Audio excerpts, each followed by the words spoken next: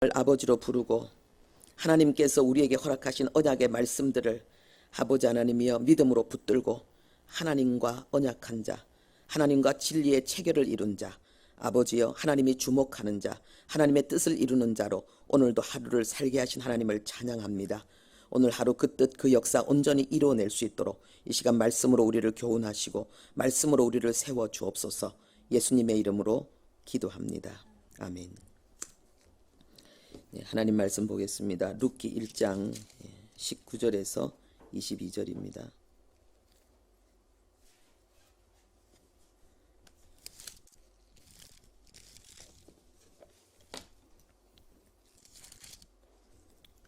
룻기 1장 19절부터 22절까지 합독하겠습니다. 구약성경 403페이지입니다.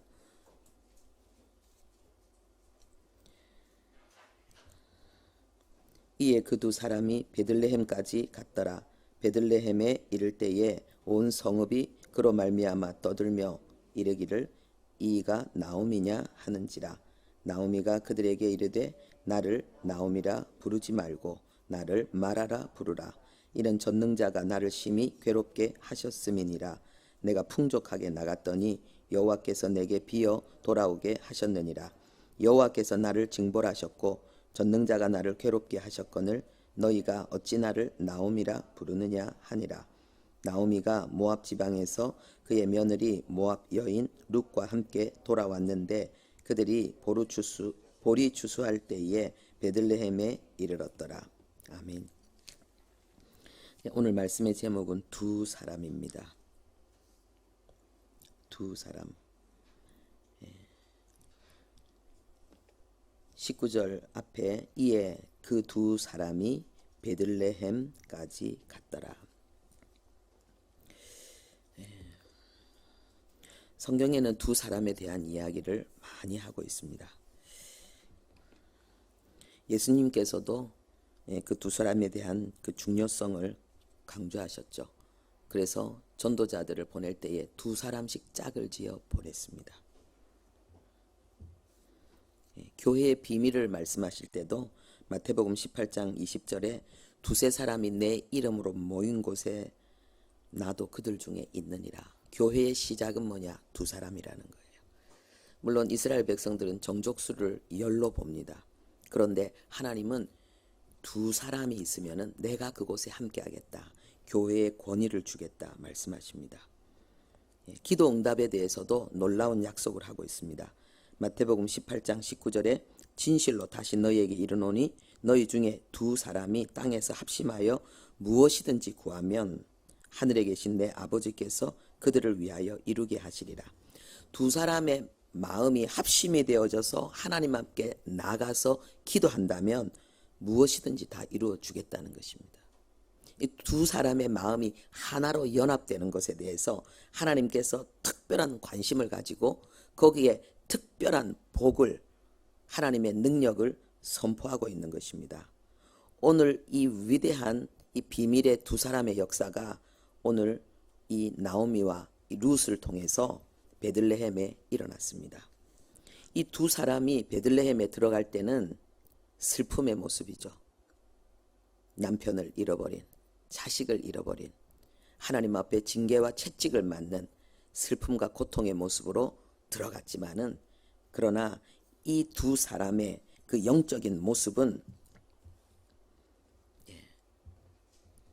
철저히 하나님과 연합되어지고, 그래서 서로가 하나님으로 연합되어진 아주 거룩하고 영광스러운 걸음을 지금 걷고 있는 것입니다.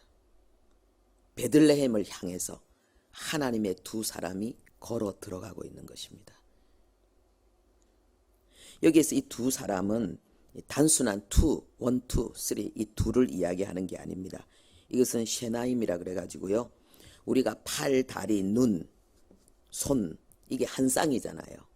한 쌍으로 결합되어져 있는 바로 그 둘을 이야기하는 것입니다. 철저히 둘이 하나로 결합되어진 한 쌍이 된 그 둘을 이야기하는 것입니다. 그리고 또한 이 둘은 언약이나 협정을 맺은 두 사람을 이야기합니다. 다윗과 요나단처럼 협정을 맺었잖아요. 그래서 그 자녀들까지도 돌보잖아요. 바로 그 협약을 맺은 두 사람을 이야기하고 있습니다. 이들은 어떻게 이렇게 철저히 결합되고 연합되어졌습니까? 하나님에 대한 신앙으로 연합되어지고 결합되어졌습니다. 그리고 하나님에 대한 믿음, 그 믿음에서 우러나는 순수한 사랑, 서로를 위한 희생과 섬김의 사랑, 자기를 돌보지 않고 오직 상대를 위해서 자신의 전 삶을 드릴 수 있는 그 거룩한 하나님의 사랑으로 연합된 자들입니다. 이들이 군대입니다. 이들이 이 시대에 하나님이 세우기를 원하시는 하나님의 사람입니다. 예수님의 재림을 맞이할 거룩하고 위엄 있는 신부들, 바로 이런 사람들입니다. 신앙 고백이 얼마나 멋있습니까? 16절에서 17절에 보면은 어머니의 하나님이 나의 하나님이 되고 어머니께서 죽으시는 곳에 나도 죽고 나도 묻힐 것입니다. 만일 내가 죽는 일 외에 어머니를 떠나면 내가 천벌을 받겠습니다.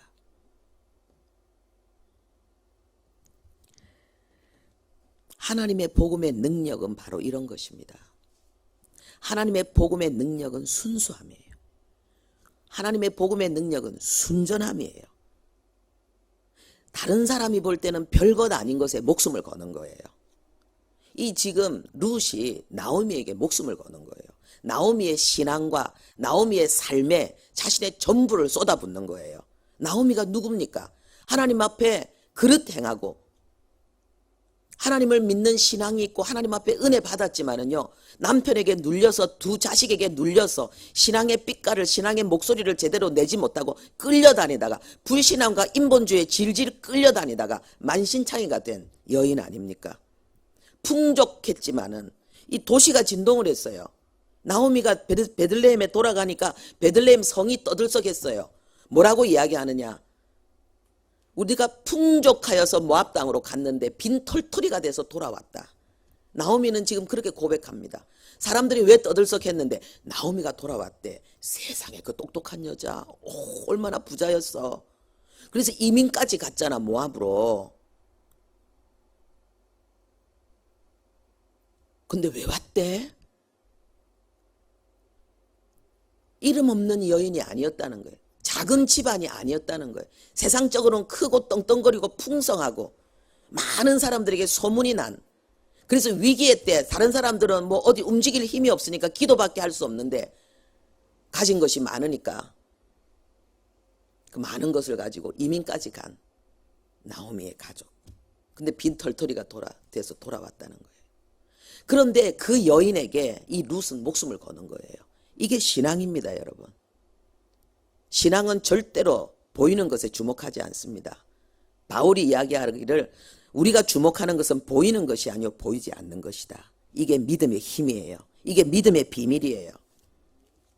우리가 사단에게 사로잡히면 얼마나 어리석으냐. 우둔한 자는 우둔한 걸 좋아합니다. 교만한 자는 교만을 기뻐합니다.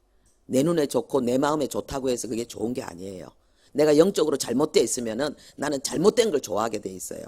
영적으로 내가 바로 서 있으면 바로 서 있는 걸 좋아하게 돼 있어요. 그래서 세상에 가장 무서운 게 뭐냐? 자기 자신의 교만에 속는 거예요. 자기의 어리석음에 속아서 한평생을 그릇된 길로 달려가는 거죠. 하나님의 성령에 붙들리지 않으면 모든 인생이 다 그렇습니다. 자기 교만에 속고 자기 어리석음에 다 속습니다. 어떻게 이런 일이 일어납니까?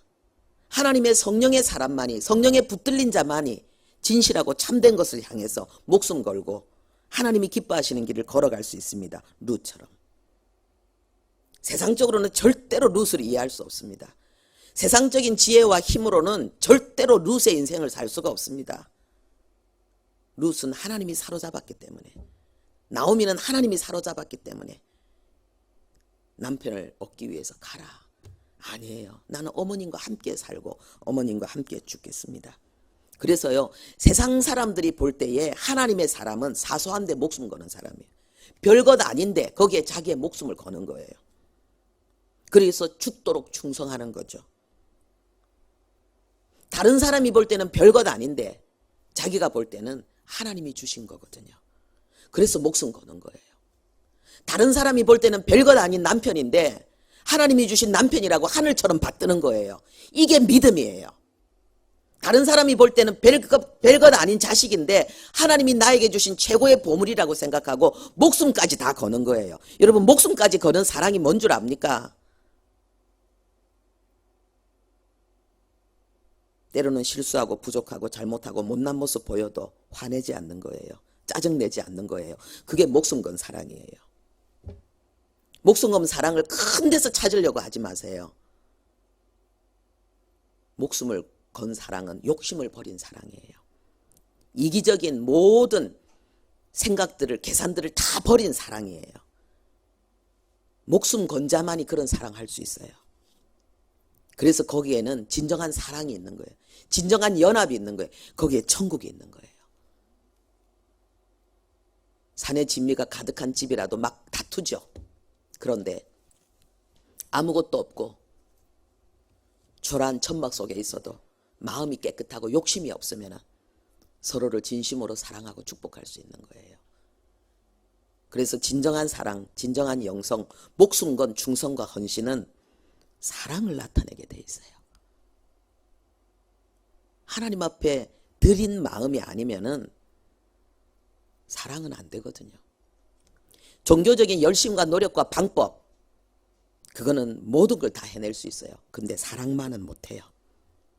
자기 욕심이 있기 때문에, 자기 계산이 있기 때문에, 자기를 위하는 마음이 있기 때문에. 그래서 하나님이 세상을 움직이는, 역사를 바꾸는 사람은 누구냐? 하나님의 은혜 받아서 자기를 버린 자, 바보 같은 사랑을 하는 사람, 바보 같은 사랑을 하는 사람, 자기의 생명과 자기의 목숨을 다른 사람이 볼 때는 아무것도 아닌 하찮은 것 같은 것에다가 던지는 그 사람, 그 사람이 하나님의 사람이에요. 그게 복음의 능력이에요.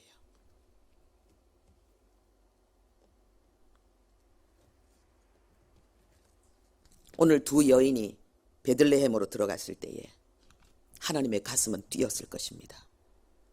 자기 자신은 볼 때 실패자이고 세상 사람들이, 세상 인간적인 눈으로 볼 때는 초라한 두 여인이지만 하나님은 가슴이 뛰는 거예요. 왜요? 자기를 버린 자들이기 때문에, 하나님과 결합된 자들이고 서로가 결합된 자들이기 때문에 하나님의 가슴은 뛰는 거예요. 하나님은 그들을 통해서 중요한 일을 할 수 있기 때문에.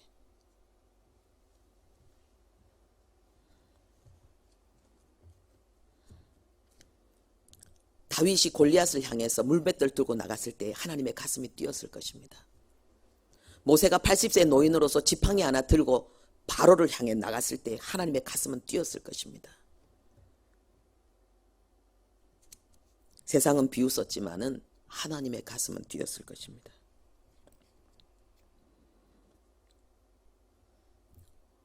우리가 한평생 십자가를 가지고 부활의 능력을 가지고 우리가 이 땅을 살 때에 하나님의 가슴을 뛰게 하는 삶을 살아야 돼요. 진정한 신앙의 길을 걸어가야 돼요.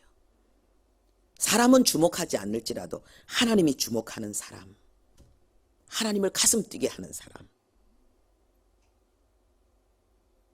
우린 그런 사람이 돼야 돼요. 그런 사람이 두 사람이 될 때에 거기에 하나님의 역사는 일어나는 거예요. 그래서 세상을 이기는 능력은 깨끗함이에요. 세상을 이기는 능력은 거룩함이에요. 그리고 그것은 어린아이처럼 순진한 사람이 되는 거죠. 계산이 없는 사람. 이들이 세상이 감당할 수 없는 하나님의 사람들입니다. 지금 대한민국의 역사를 바꿀 사람은 바로 이런 사람들이에요. 지금 이 시대에 하나님을 대적하는 이 악한 세력들을 단숨에 꺾어버릴, 골리앗을 물맷돌 하나로 넘어뜨릴 수 있는 하나님의 사람들은 바로 이런 사람들이에요. 진정한 애국자, 진정한 주님의 재림을 갈망하는 하나님의 사람들. 바보처럼 내게 주신 모든 삶을 하나님 앞에 감사로 받고 기뻐하며 하나님을 찬양할 수 있는 바로 그 사람. 우리가 그런 사람이 되어야 되겠습니다. 하나님 아버지 감사합니다. 우리가 한평생 언제 끝날지 모르는 삶을 살고 있습니다. 언제 우리의 삶이 끝나고 우리는 주님 앞에 설지 모르는 불확실한 삶을 살고 있습니다. 이 땅의 삶의 불확실함으로 두려워하지 않게 하시고 하나님 앞에 설 그 불확실한 순간을 생각하면서 거룩함으로 정결함으로 우리에게 주어진 소중한 시간들, 하나님이 우리에게 주신 소중한 삶, 우리에게 허락하신 문제와 사건까지도 귀하게 여기며 오직 그 속에 하나님의 뜻을 이루름, 전심전력하여 하나님과 연합하고 그리고 하나님의 사람들과 순결하게 연합하는 우리들 되게 도와주옵소서. 하나님을 가슴 뛰게 만드는 고귀한 삶이 우리의 매일의 일상이 될 수 있도록 도와주옵소서. 예수님의 이름으로 기도합니다. 아멘.